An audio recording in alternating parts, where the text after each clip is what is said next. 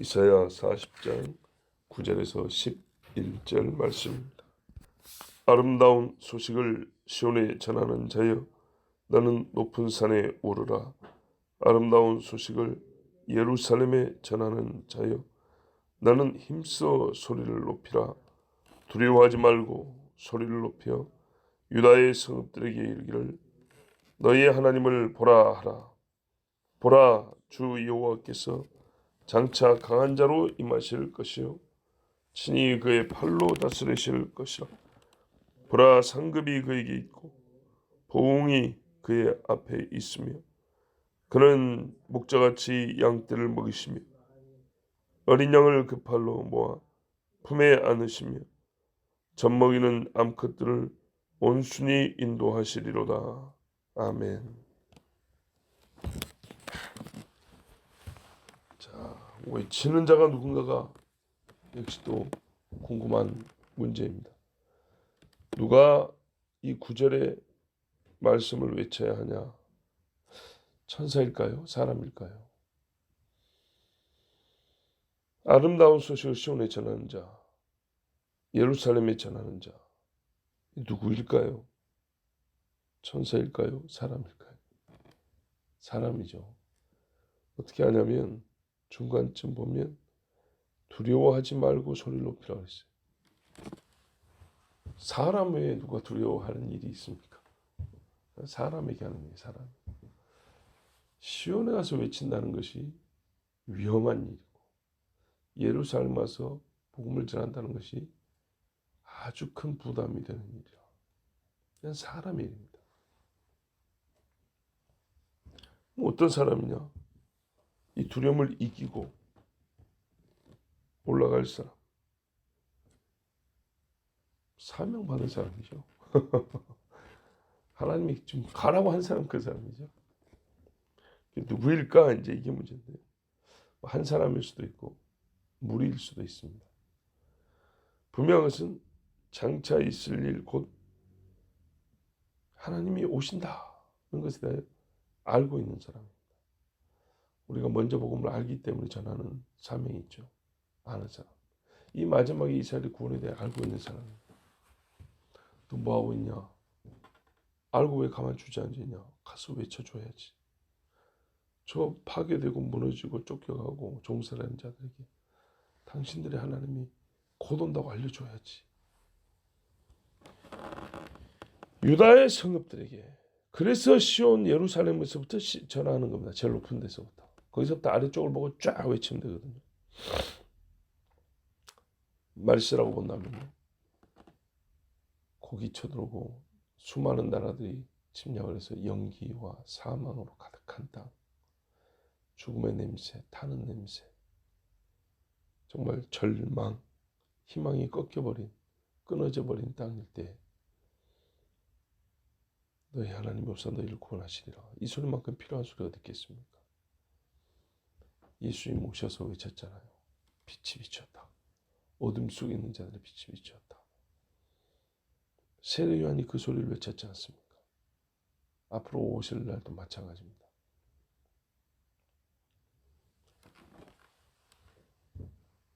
야곱의 환난을 당하고 있을 때 너희의 고역의 때가 끝났다고 외치는 사람이 있어요. 그보다 위로가 될 만한 소리가 없죠. 회개하라, 천국이 가까이 왔다. 세례 요한이 크게 외친 것처럼. 가만 보면 말입니다. 이게 부담이 아니고 엄청난 위로의 말이거든요. 로마의 종살이하고 있잖아요. 그 전에 헬라의 종살이했고, 그 전에 페르시아, 바벨론의, 아수르의. 그런데 천국은 사람이 다스리는 나라가 아니잖아요. 종이 돼도 하나님 종이 될 날이 가까웠다는 게 훨씬 낫죠. 근데 그놈의 회개하라고 어찌 그리 부담스러운지 차라리 로마의 종으로 살겠습니다. 그러니까요. 다른 종교들은 회개할 소리 안에서 다닐만 하고 교제할 만한데 이 기독교는 회개하라 소리가 아니까 영 못마땅하단 말입니다. 그런데요, 그 회개를 하면 로마의 종에서 하나님의 종이 될 수 있습니다. 바벨론의 종에서 하나님의 자녀가 될 수가 있습니다. 너희 하나님을 보라 외친답니다. 사람이 반드시 봐야 될 것. 반드시 복이 있어 보는 눈은 하나님을 볼 수 있어야 합니다. 근데 그날에는 특별히 우리 눈앞에 나타나 보이시는 하나님은 어떻게 나타나냐? 장차 강한 자로 임하신다. 자꾸 보라 보라 하잖아요. 굉장히 극적인 거죠. 그렇지 않습니까? 번개가 번쩍임 같이 수많은 천사와 성도들과 함께 강한 자라는 것은 전쟁에 능한이라는 얘기잖아요. 싸워 이긴다. 만군의 주 여호와. 강한 자가 나서니까 다시는 그보다 못한 자들이 침략도 못할 것이고 공격하지도 못하고 친히 그의 팔로 다스린다.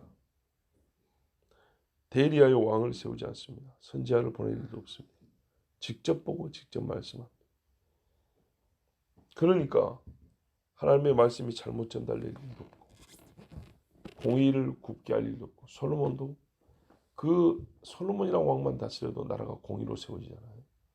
판결이 똑바로 되고 하나님 직접 가르치고 다스리면 공의가 끊어집니다. 굽어짐이 없고 말씀이 가려집니다. 왜곡이 없고 하나님을 못 봤다. 이런 사람도 없을 것이고 직접 다스리는 거예요. 우리 하나님 다스리는데 뭐 사랑이 어쩌더라 인자가 어쩌더라 사람들마다 썰이 나올 필요도 없고 이론이 많은 일도 없고 주신 그대로 오니까 말입니다. 그래서 경험해 보니까 어떠냐. 그가 와서 직접 다스리는 게 뭐냐 했더니 목자 같은 거예요. 목자는 양을 위하여 자기 목숨을 버리느니라. 그 목자의 대표적인 인물이 다윗이었고요. 사자나 곰이 양을 물어가며 쫓아가서 몽둥이로 때리고 끄집어냈다. 이거 인간적으로 말이 안 되는 겁니다. 사자나 곰이 몽둥이를 뭐 얼마나 세게 때렸다고 그게 아프다고 먹이를 내놓겠습니까? 그런데 하나님을 이렇게 명하시면 됩니다. 보십시오. 불가능한 일이 아니죠. 서커스단을 가보세요. 조련시킨 짐승들은 말 한마디에 안고 일어서고 제주를 넘지 않습니까? 인간이 조련을 해도 그런다면 하나님이 위해서 너하고 명령을 딱 내리면 다윗이 가는 데마다 명령. 다니엘은 굴에 들어가기만 했는데 사자들이 하나님이 말씀하니까 가만히 있지 않습니까? 목자와 같이 자기 목숨을 바쳐. 근데 왜 목숨 바치죠? 살리려고. 마지막에 오신 예수님은 싸워 살린다. 처음에 오신 예수님은 죽어서 살렸어요. 어린 양들을 어떻게 해요? 그 팔로 모아 품에 안는다. 똑같이 구하더라도 어른들은 길만 가르쳐 줍니다. 자, 이쪽으로 갑니다. 애들은 울기 때문에 안아줘야 돼요. 그래야 두려움을 없애면서 구해줄 수 있어요. 이리 가면 돼. 말로 끝낼 수 있는 나이가 있고 손으로 잡아 데리고 가줘야 될 나이가 있고 못 걸어서 안고 물이든 불이든 건너줘야 될 애가 있어요. 다 거기에 맞게. 여기서 저까지 가야 되는데 장성한 자는 정성한 자들. 왜 못 가는 거예요? 줄 하나 다뤄주면 줄 타고 갈 수 있어야지. 이건 특수훈련 받은 사람들. 보통 사람들은 길 닦아주고 자 이리 걸어가십시오. 그 중에 1분 만에 뛰어가는 사람도 있고 한 10분 걸려 천천히 걸어가는 사람도 있을 것이고 내 애기들은 바들바들 떨고 있는 애들은 안아서 가는 겁니다. 힘이 더 들죠. 목표는 구원이고 장수함의 분량이 이르는 거예요. 그런데 그 중에 어린 양이 있어요. 어린 양은 어린 풀을 먹어야 되고 자주 안아줘야 되고 이게 제대로 먹고 있는지 제대로 걷는지 확인해 봐야 되고 또 사방으로 둘러 악한 자들이 쳐들어올 때 어린 것들이 먼저 위험하죠. 그렇게 보호를 하고. 우리 주님이 그렇게 해주세요. 2000년에 오셨을 때도 그렇게 해주셨고 지금 성령으로 일하실 때도 그렇게 하세요. 젖먹이나 암컷들은 젖먹이나 암컷이니까 성체죠. 다 큰 겁니다. 그런데요. 젖을 먹인다는 것은 보호와 안정, 마음의 안정감까지 다 컸지만 필요한 것이 굉장히 많다는 뜻입니다. 실제 어머니가 되면 자식을 향한 사랑으로 강해지지만 아이를 돌보고 있는 동안에는 자기를 못 돌보기 때문에 누군가 도와줘야 합니다. 제일 중요한 것은 불안을 없애주는 거고 마음의 평안을 주는 겁니다. 그래야 아이까지 같이 그 은혜를 입습니다. 하나님이 우리가 이걸 하나의 비유적 표현을 하면 말씀을 가르치던 자들이 이때 하나님이 그 수고를 인정해 주시고 위로하고 상 주는 때입니다. 젖먹이느라고 네 먹을 거 못 먹고 네 잠잘 거 못 자고 네 누릴 거 못 누리고 바울을 보세요. 어린 양들 젖먹인다고 참 자기 자신을 돌본다는 것은 생각할 겨를이 없이 그렇게 살았지 않습니까? 이런 사람들 어떻게 하냐? 우리 주님이 뭐라 했어요? 상 주신다. 보라 상급이 그에 있고 보응이 그의 앞에 있다. 상 주신다 그랬어요. 보응이란 말이 벌 주는 때만 쓰는 거 아닙니다. 보상하여 응당. 어이구 받아야 할 보상을 받는다는 거니까. 벌 받을 자에게는 벌을 주고 상 받을 자에게는 상을 주고. 하나님께서 그렇게 오셔서 직접 그렇게 하신답니다. 너희의 하나님을 보라. 정말 여러분 기다리고 기다리던 그날이 옵니다. 방향성은 좀 다르죠. 보통의 때는 사람이 죽어 그 영혼이 하늘에 올라가 보좌 앞에 가서 하나님을 보는 거지만 이날에는 우리는 땅에 있고 하나님이 위에서 내려오심으로 우리가 그 내려오실 때 영광스러운 모습을 보는 겁니다. 주님이 움직이시는 걸 보는 거예요. 그 나라가 통으로 내려오는 걸 보는 거예요. 저는 정말 보고 싶습니다. 진짜로. 공연장에 가면 제일 비싼 자리 있잖아요. 네. 뭐 ABC 나눠놓고 또 뭐 S석, R석 해가지고 막 제일 비싼 자리인데 그 왜 그런지 아세요? 뭐 다 이유가 있겠죠. 제일 잘 보인다, 제일 잘 들린다. 그러니까 비싸겠죠. 맨 앞자리가 제일 비싼 줄 알았더니 그렇지 않더라고요. 왜 앞자리가 아니지 했더니 연주회 같은 경우 소리가 여기서 연주를 하면 가장 잘 퍼져가서 아름답게 들리는 그 파동에 의해서 위치가 있다. 그 위치가 제일 비싸다. 거기가 맨 앞자리가 아니다. 물론 앞자리 자체를 제일 잘 들리는 쪽부터 배치하면 그리고 쭉 뒤로 의자를 놓으면 되겠지만 이제 보통 그렇지는 못하니까요. 제일 잘 보이는 데서 제일 잘 들리는 데서 주님 오심을 보고 싶습니다. 단 한 번이지 않습니까? 단 한 번. 2000년 전에 유대 땅에 살았던 사람 복이 있다 하면 물론 예수를 믿어야 복이 있는 것이지만 이 땅에 육을 입고 오신 하나님을 직접 봤다는 것. 직접 듣고 직접 생활 같이 하고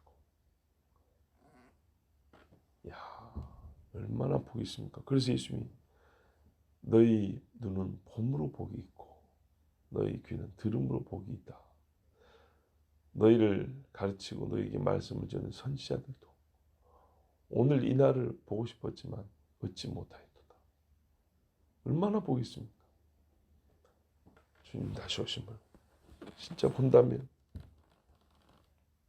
그때 주님 뭐라죠? 천사들 데리고 온다 그랬죠. 천사들도 보고 입에서 이한 검이 나온다. 검 나오는 것도 보이고 뭐 저것은 투시경으로 안 봐도 믿음의 사람들은 보이는 뭔가 하나님 특별한 은혜를 베풀어 주길 바라요. 정말 보고 싶고 또 하나님의 손이 친히 원수를 친다 그랬으니 그것도 보고 싶고